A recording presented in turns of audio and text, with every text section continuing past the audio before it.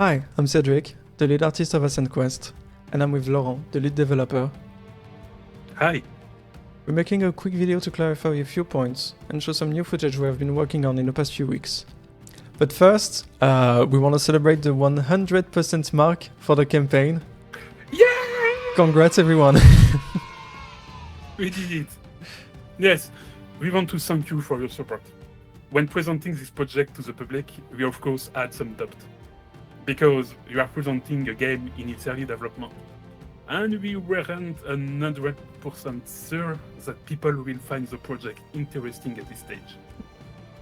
But yes, we already have more than 200 contributors, thousands of followers, and several days left. It's a huge relief for us to see that all the work we've already done looks promising to many people. The end went quite fast. We got lucky to see some super breakers joining us in the project. And so yeah, thank you for your support. Now we have to prove that it was a good bet for you all, and we will work hard on this game to make it the best it can be.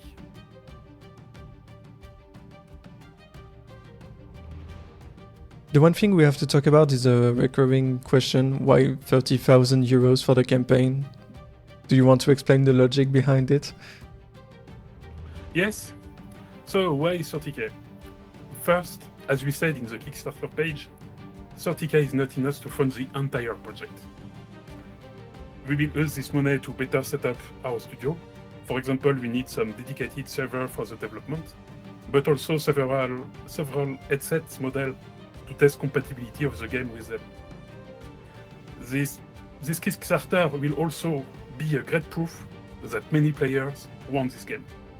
We are already told to obtain the missing funds, and this successful Kickstarter helps us to prove the potential.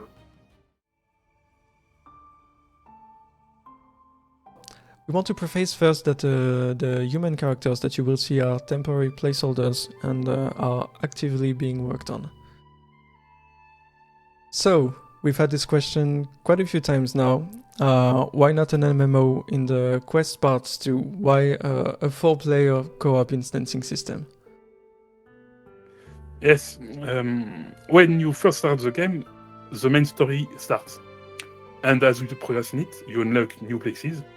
It includes social hubs, like cities and outposts, but also explorable zones and dungeons. In cities, you can meet everyone. It's the MMO part of the game.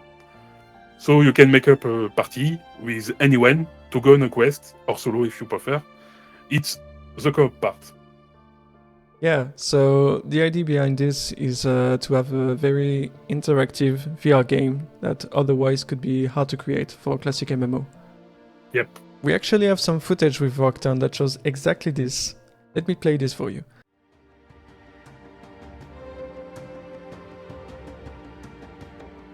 This is a short example to illustrate the events that can occur in exploration zones. You can find rather strange objects you can keep in bag.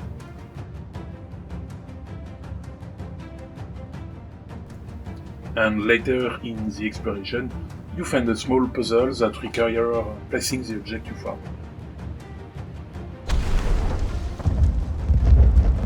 And resolving this little puzzle engage an important event outside. It's the kind of event we want to create across all exploration zones, sometimes with much greater effects on the environment. This is something that would be much more complicated to do in an MMO format.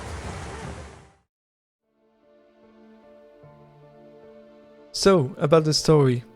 What do you have in store for us, Laurent? Yeah, so the story is not a basic series of fetch quests. There are interactive NPCs. You will also need to cross explorable zones, but also dedicated story instances where more complex story events occur. It can even be a boss fight. So yeah, I have a short example to show what you have in mind for story boss fight. Keep in mind that it's a very early concept for this combat, so it's more a prototype at this stage. Players will have to protect an airship with a dragon attacking on the side. For this, you have ballista at your disposal, but you can also attack from distance if you are a ranged class.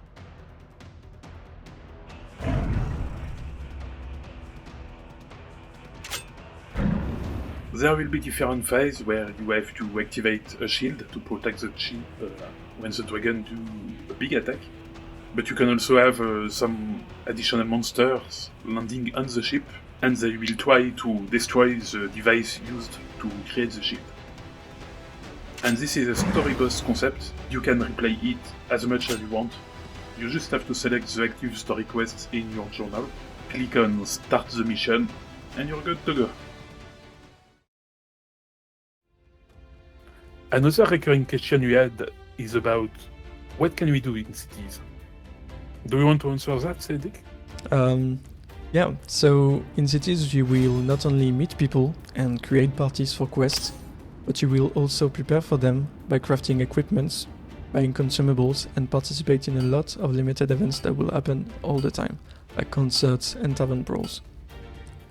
There will also be a living economy, with players being able to trade items. Oh, don't forget about housing. Everyone can buy a place in cities they can decorate and invite friends or anyone. Moreover, you can store items in your house, and we've planned to integrate a magical screen to play streams.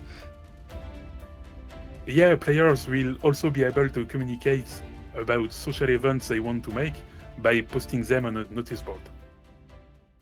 That's it for today. Thank you again for your support, and don't forget to share the Kickstarter or our social media posts if you want to help us be more known.